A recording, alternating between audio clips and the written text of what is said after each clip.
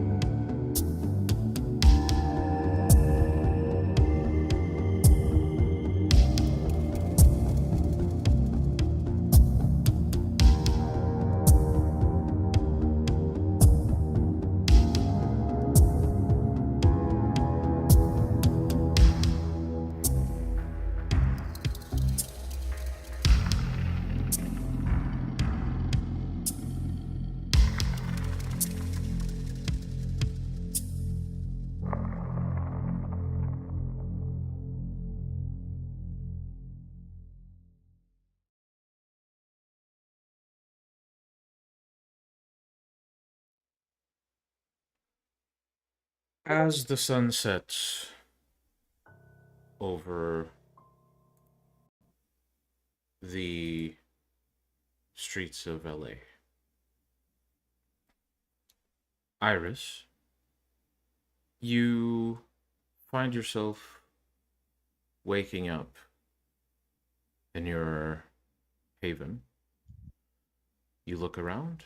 It is all as expected, though you do find something odd. There is a note taped to the door on the inside of the room. Olivia. You call out. You don't hear anyone.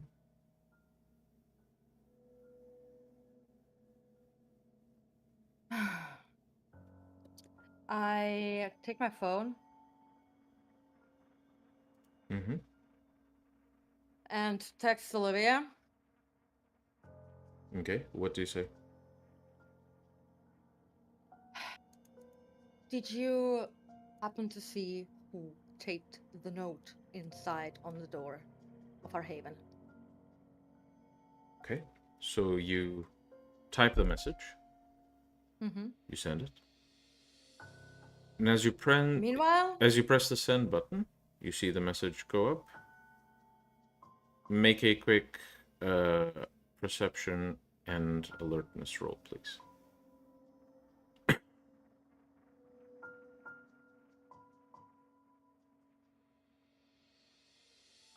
one, two, three, four, five, 4 successes. Mm-hmm. So you usually text, send messages, and pocket your phone without thinking too much about it. This time, as you're beginning to pocket your phone, you notice something before you do. Mm. You check it, you try to read the message again. And it's not that there's no text there, there is, but for some reason you can't process what the text is saying.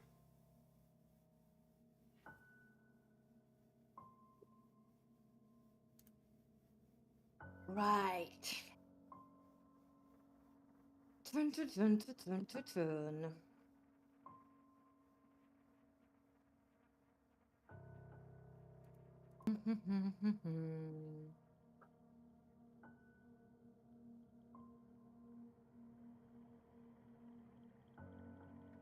I'm going to use summon on that Malkavian I've met. All right. You Wait. can roll for Actually, it if you first, wish. I'm basically going to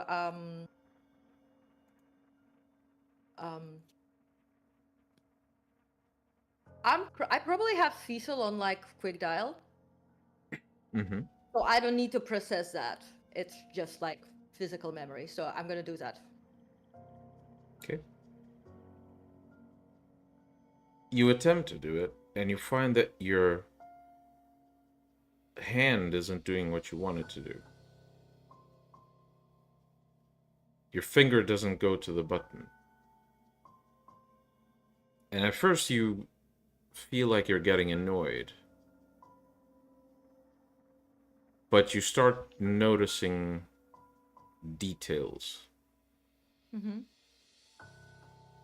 You look around the room and everything starts looking fuzzy, like you can't make out objects as clearly. Auspex. Mm-hmm. Are you I have attempting to use Auspex. a power or?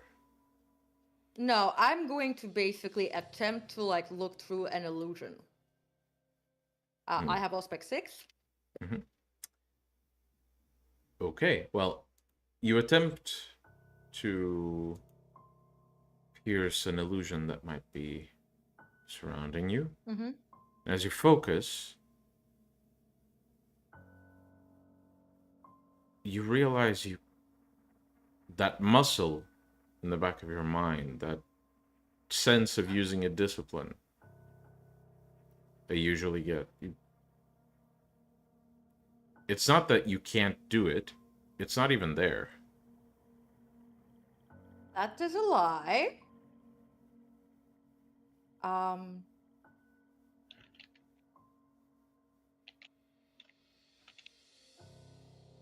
Right. What about my spirits? That's not a discipline, that's not a muscle. That's Very magic. true. And Right, yet, so you you look around. It's almost like the world isn't what you thought it was. I'm going to I have like at least 2 different like eldritch being inside of me Mm-hmm. at any given moment. I'm gonna try and attempt to reach out to any of them because probably neither of them would like their secrets or shit like that to be compromised. And right now, this is fuckery. Okay. Please roll stamina. Okay. With fortitude? No. Beleza.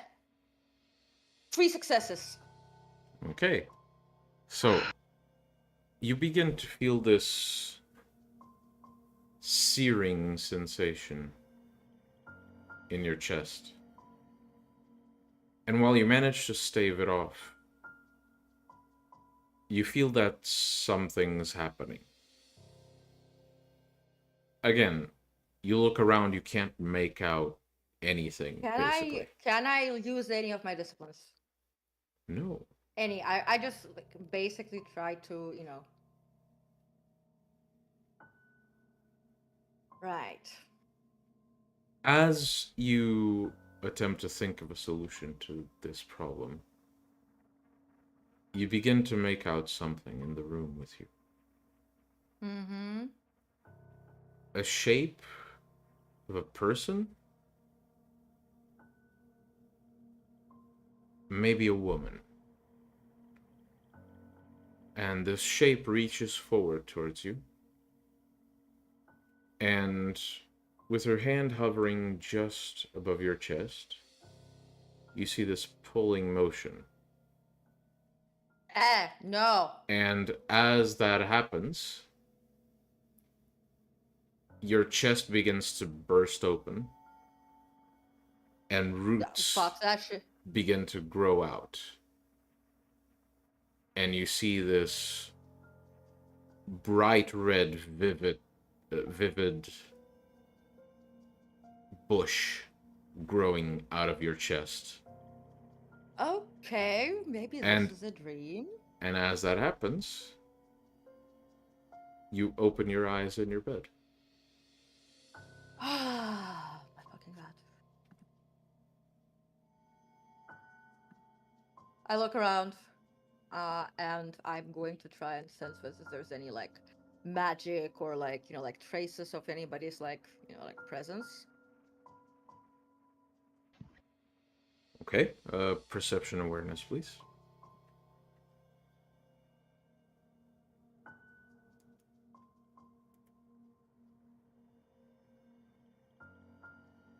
One, two, three, four, five, six. Mm-hmm. As far as you can tell, there are no magics that you would not Mhm. expect to see. Can I check if like that red flower that protects me from that asshole is still there?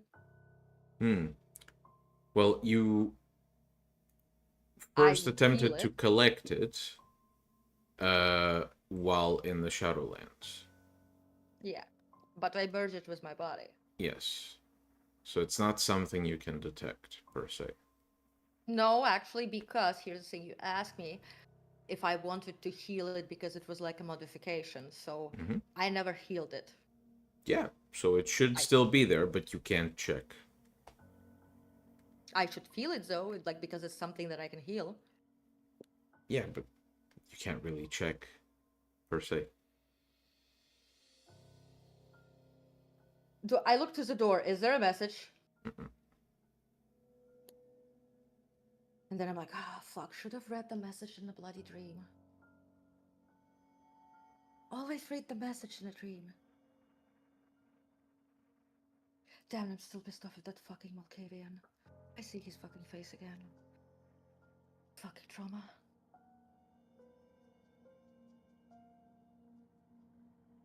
Anyway, I'm going to basically get dressed Mm-hmm. and, weird fucking dreams and visions where I get pulled apart or whatever. Like it's just another Tuesday Very true. on a hellmouth, just another Thursday on a hellmouth. So she's going to get ready, and first she's going to basically sit down and basically meditate to put like a cage of secrets on her mind. Right. You may make those rolls. And as you do this, we're going to briefly cut to two other members of the pack. We join Jack and Aiden as Aiden finally reaches the location Jack asked him to go to begin certain exercises.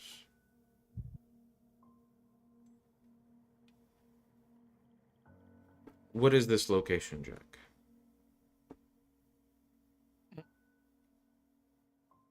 Given the topic of the of today's lesson, that might be like a very ran down hospice. Okay. Like an abandoned one. Mm. Or still. Barely functioning one. Okay. Well, Aiden, you arrive. We'll skip past you making your way in the building and past any security measures there may be. You reach the room Jack assigned. And what do you do?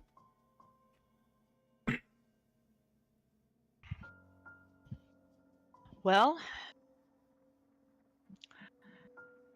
I glance around and I'll open the door and peer inside the room before stepping inside.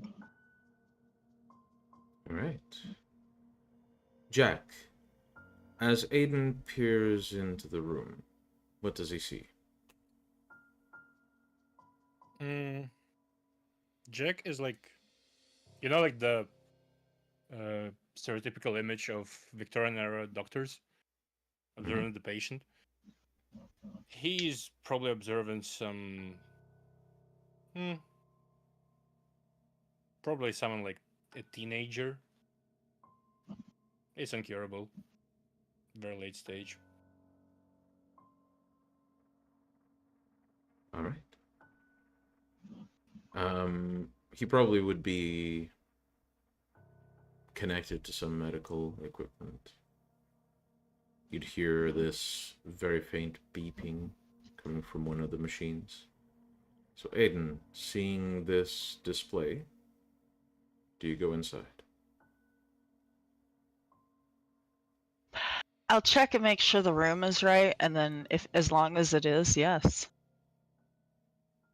Seems to be. Then in I go. I know nothing about medicine.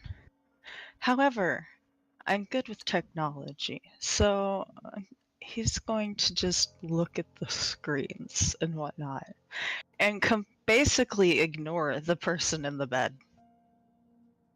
Okay. Well, looking at the screens, you see a number of info points, presumably about the health of this very sick individual. And Jack, would you be joining Aiden for this lesson?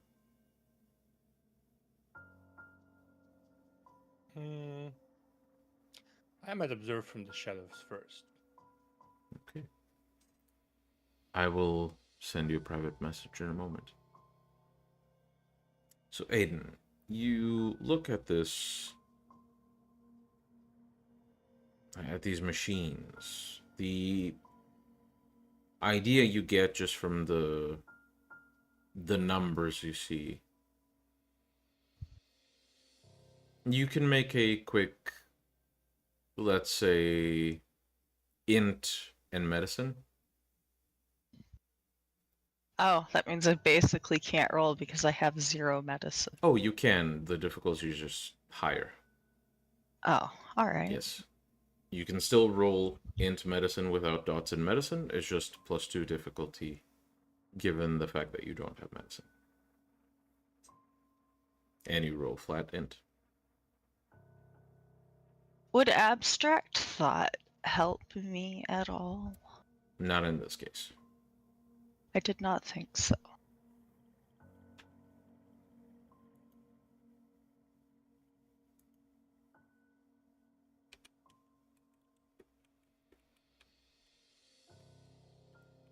Well, holy shit. Nice. Hey, that works. That's actually 3 successes. It is indeed. The way we roll, this is 3 successes. So, Hell yeah. looking at the machine and looking at the numbers. First of all, the type of machinery this is. Basically, the kid's not even being kept alive.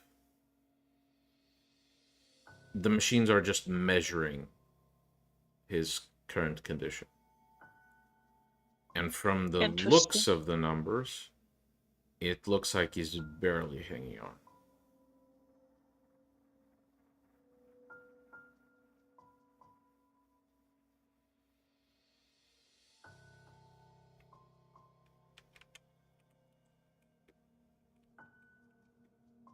All right.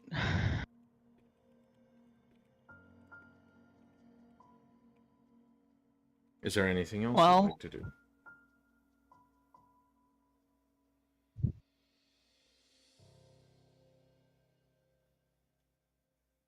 do you have like files on the counter or anything in here? Is there? So these patients Some- usually have at the foot of the bed a Yeah. small like clipboard with a patient info. Well, I'm gonna read that next. Mm-hmm. So you take the clipboard, you start, flipping through pages, reading the information. Seems this teenager has been. He doesn't really have a family. He's found on the streets. Seems he came in due to some seizures and was diagnosed with very advanced brain cancer. Seems there's no real way to save him. So the fact that his heart is still pumping is a bit of a miracle.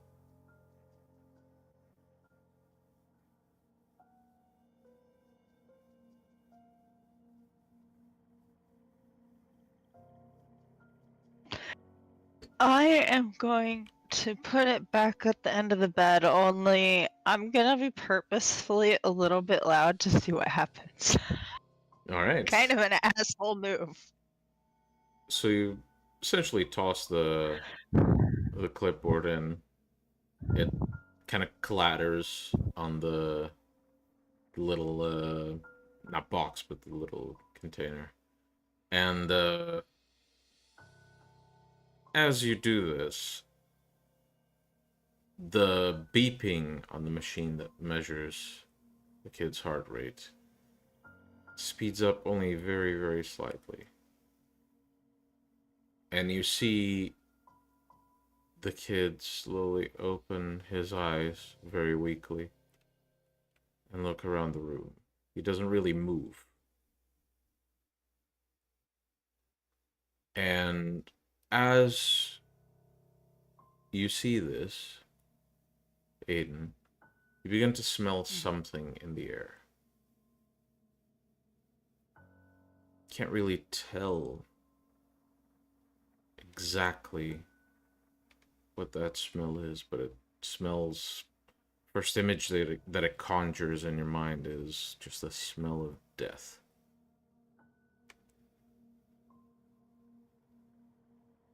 And you feel this presence behind you.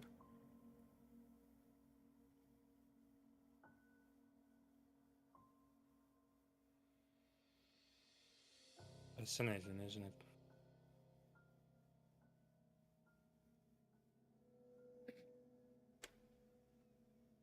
Could you say it again? I Human- didn't hear you. Fascinating, isn't it? A little, yes. By all logic, he should have been dead. And yet,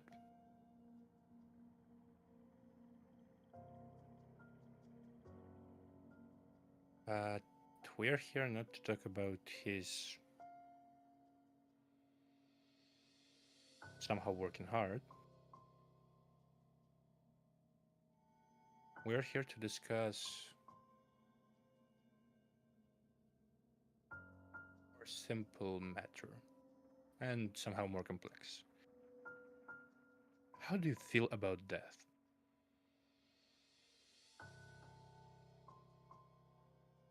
It happens. Why get attached?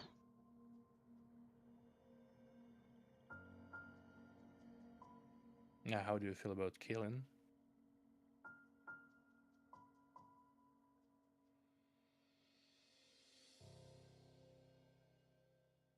It's a means to an end.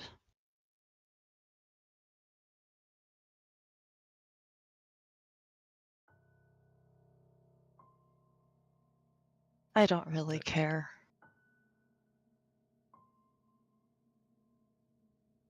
Not caring is good, but on my path, you'd have to